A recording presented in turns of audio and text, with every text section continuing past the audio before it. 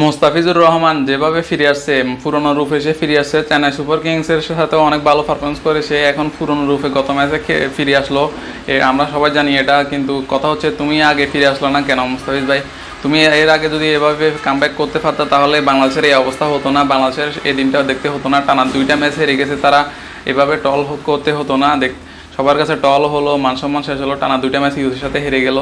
এই মুস্তাফিজ যদি আগে ফিরে আসতো তাহলে বাংলাদেশের এই অবস্থা হতো না। কালকে যেভাবে সে ভালো দুর্দান্ত অ্যাকশন বোলিং করলো, পুরো মানে টি-20 ওয়ার্ল্ড কাপে মনে হয় রেকর্ড করে দিছে।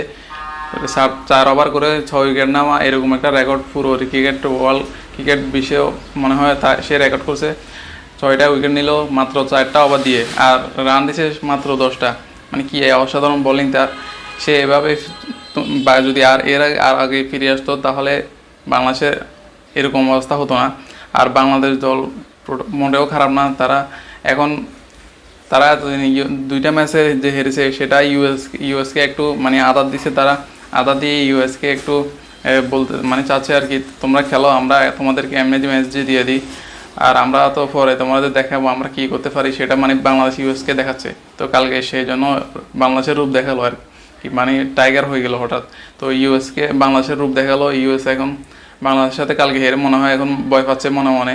তারা বলতেছে কি দলের সাথে খেললাম, টানা 2টা ম্যাচ জিতে এখন একটা ম্যাচ হেরে গেলাম, তাও মাত্র 100 রান পার করতে পারলাম না। 100 রান নিয়েছি কোনোরকম কষ্টে মষ্টে, 100 রান নিয়ে হেরে গেলো আস্তে করে।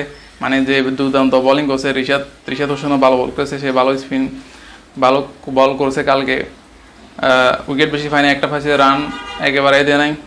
4টা ওভার করে ভালো দুর্দান্ত বোলিং তার। তো দুজনেই ভালো বল করছে। তো কালকের ম্যাচে জাকের আলী ছিল না, স্কোয়াডে মাত্র 2টা প্লেয়ার বাদ দিয়ে বাকিদের নামাইছে। স্কোয়াডটা হয়তো এটাই থাকবে, এরকম থাকবে। বিশ্বকাপে বাংলাদেশ ভালো কিছু করবে আশা করি। মুস্তাফিজ যদি এভাবে কামব্যাক করে ফিরতে পারে তাহলে বিশ্বকাপে ভালো কিছু করবে, কিন্তু ব্যাটসম্যানদের কারণে বাংলাদেশ হেরে যাবে হয়তো।